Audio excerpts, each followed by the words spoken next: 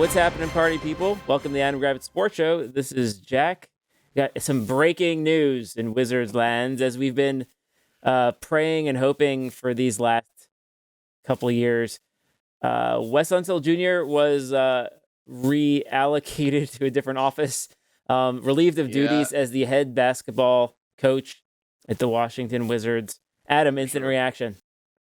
I mean, I'm excited. Like, I've been asking for this for I didn't want him in the first place. He was incompetent. He wasn't good at his job. It didn't make any sense, first off, to bring him back with a new front office. That part made no sense in the first place. And, like, he was just bad. Like, he didn't do anything right. He never held guys accountable, doesn't play young guys, never made adjustments, and it was time. And, like, the report from Shams came out, said that, like, he wasn't going to even keep the job if he after the summer anyway. So why did you bring him? Then why'd you let him coach this year? Yeah, it doesn't make sense. Again, I've said it 1,000 times. He really was only given the job because of his name and because of his lineage. I think that's bullshit. Some guys are just meant to be assistants or scouts or whatever, and that's what he is. He doesn't have the disposition to be a head coach. He lets the veterans walk all over him. Yeah, I mean, I'm happy about it.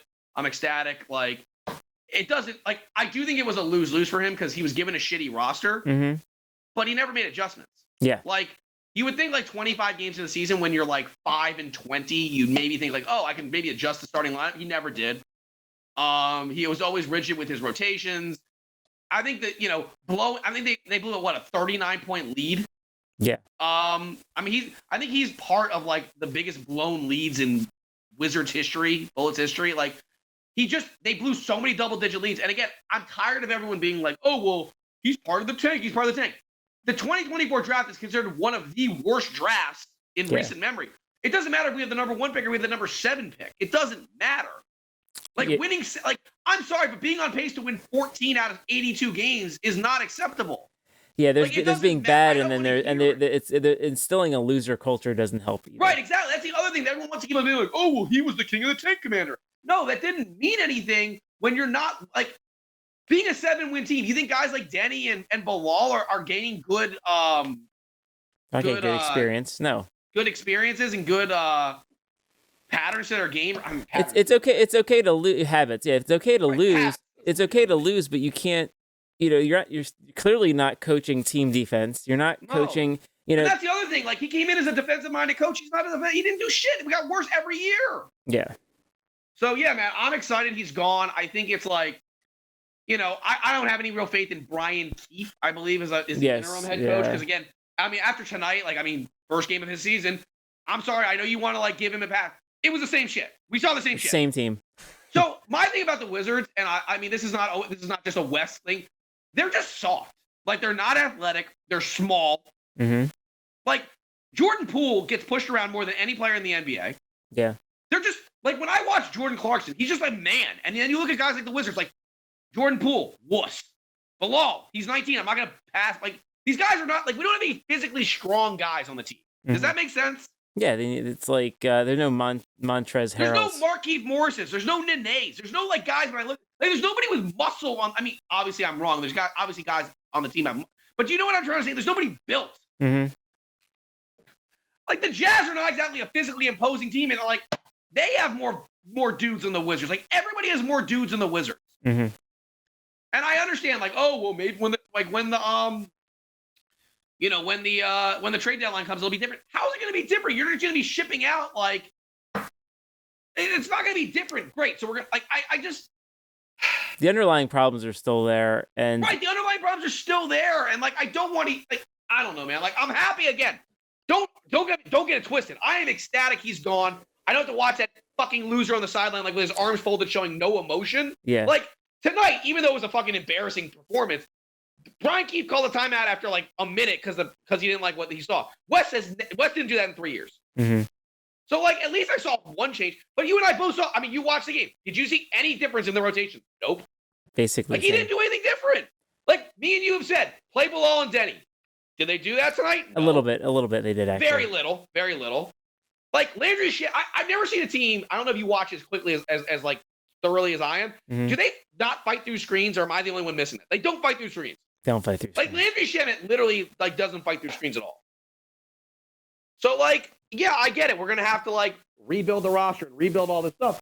But it doesn't matter because the coaches, like, again, I know it's one game, and I'm not going to be like, oh, Brian Keefe's finished after one game and, like, and whatnot. But, like, if this is what he's going to throw out there, sorry. Like, he said, literally, I sent you a thing where it was like, Will Dawkins said, we want to focus on defense. Mm-hmm. Okay. Well, maybe I'll give him an opportunity to have one practice where he's the head coach where they can but like work it out. The next game they play is Saturday against Detroit. Okay. Yeah, one day. If you go out there, if you agree with me, if they go out there and give up like 110, 115 points, then it's just the same. It's just the same lipstick on a pig. You would agree? Yeah.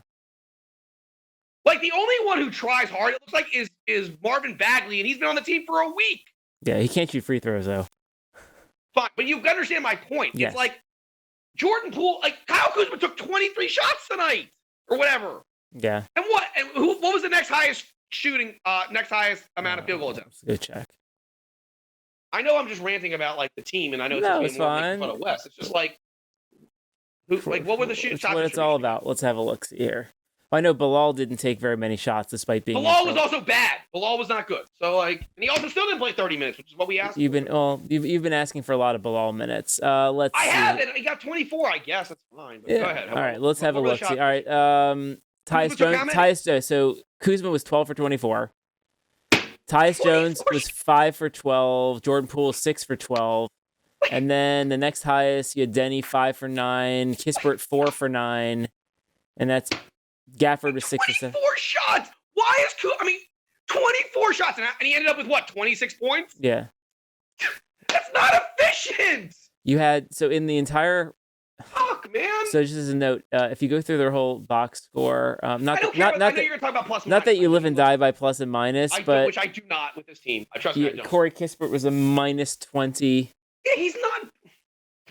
No, let me guess. Johnny Davis still didn't get a minute, which again I'm fine with. He didn't get a minute, right? Johnny Davis didn't play 1 minute. Johnny Davis played 50 seconds, not quite. But you get my point. It's like, look, we're both ecstatic he's gone, and I think like. I know people are on here probably like, if they're going to listen to this, they're going to be like, I want to see you ranting and screaming and all that stuff. I'm not going to do that. Like, I didn't want him as a coach in the first place. Mm-hmm. I think it's bullshit that the organization is letting him stay on in a front office advisory role. They didn't do he doesn't. What did he do to earn that? Well, I think. Go ahead. I was going to say, so the two angles I've heard or I was thinking about, I told you earlier, was I think there's something in his contract where they save money by keeping him on the roster. One, and then flip side, as you said, his name recognition and the politics, having him around does something. And I don't know what it is. Doesn't do anything, Jack. Come on. I'm just reporting what I heard. And I know you didn't hear this part.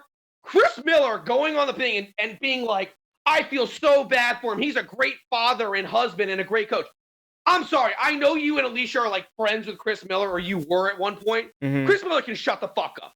I mean, I know you don't agree. You think that's genuine to do that shit? Come on, Jack. No, it's self. Really? You're a great father and husband, so now we should feel bad for you? Get the fuck out of here. There's lots of great people. You got to win some games. You have $7 million in the bank. You're making $7.5 million a year, and you're trying to be all like, oh, I feel really bad, and I want to take some time out to really give a tribute to Wes. Shut the fuck up. The man was 77 and 130. Shut up, Chris Miller. Yeah. Like you are. This is why I never wanted Chris Miller on any broadcast, because you agree the man is a brown-nosing kiss ass. He's got a job. He's got a job to do, and that's what it is. No, I understand that, but there's a difference between having a job and being a kiss ass, and that is being a kiss ass. And you know I'm right. I want you to actually say that. Please. Well, that gets you a job on Newsmax when talking about Trump. Do you not think that he's acting like a Newsmax person saying shit like that? That's why we call it state TV. Come on, man. But anyway. Well, good. So looking forward. So yeah. So Wes is off the day-to-day operations. Yes. Looking forward, I'm hoping to see some different lineups, some different rotations, some different players. Go ahead. That's it. That's what I'm looking for. I'm not necessarily looking for different results, but different effort. We're not going to see anything new until the 8th. We're not going to see anything new until the trade deadline. He's not going to change up the lineup. I don't like the starting lineup's going to stay the same until the 8th. It is. Okay. Like if I just continue, like I'm going to watch as many games. I'm not going to watch every single game, like every second of every game. But if I just watch these games and I'm seeing like the same team giving up 120 points, getting out rebounded by 20, like Same shit. It's like, then what is the difference with Brian Keefe and Wes Unseld Jr.? They need a whole, like, and I know this is a rebuild, but like, they need a completely tear down to the studs rebuild now. Like, I want dudes. When you make these trades at the deadline, bring me dudes. Like, bring me a Pat Beverly. Bring me a PJ Tucker. I don't care. Just bring me somebody with some heart. They have no heart. They have no heart. I mean, I know you're making fun of me, but am I wrong? When you watch the game, do they have any heart? One thing I want to note, I should say, there's a ball on the ground, and Bagley threw himself on it like it was a grenade in war. I was like, that's what I want to see. I want to see everyone. I want to see everybody throwing themselves on the ground to get that ball. You just made my point for me. How sad is it that the only guy that's doing that is a man that was been here for a week? Good. He's leading by example. Okay, let me ask you a question. When was the last time Kyle Kuzma dove on the floor? When was the last time Jordan Poole dove on the floor for a loose ball? You might get hurt. Why would you do that? When was the last time Corey? I'm just, again, I wasn't expecting a miracle like today. Yeah. But to give up it was just, but again, watching the game, did you not agree it was just the same Wizards? Like, it was the same Wizards. Ended up the same, yeah. Again, I'm ecstatic he's gone. Like, go away. Like, never come back. I'm pissed that you're in the front office as an advisor. But, like, I wouldn't be, like, the problem's going to be, though, for the next coach. I don't know who the next coach is going to be because Ted is cheap. Mm-hmm. You think Ted's going to want to pay, like, I think it's going to be a young coach. I think it's going to be a young, inexperienced coach. Again. Okay. Like, because you're not, and also your boy Chris Miller was like, oh, when Wes took over, he didn't expect, like, he expected to take over a veteran team, and now he had to deal with a younger. Oh my God. Now you're making an excuse. I'm sorry. When Wes was taking over the veteran team, he led them to a robust 35-47 record back-to-back years. Are you kidding me?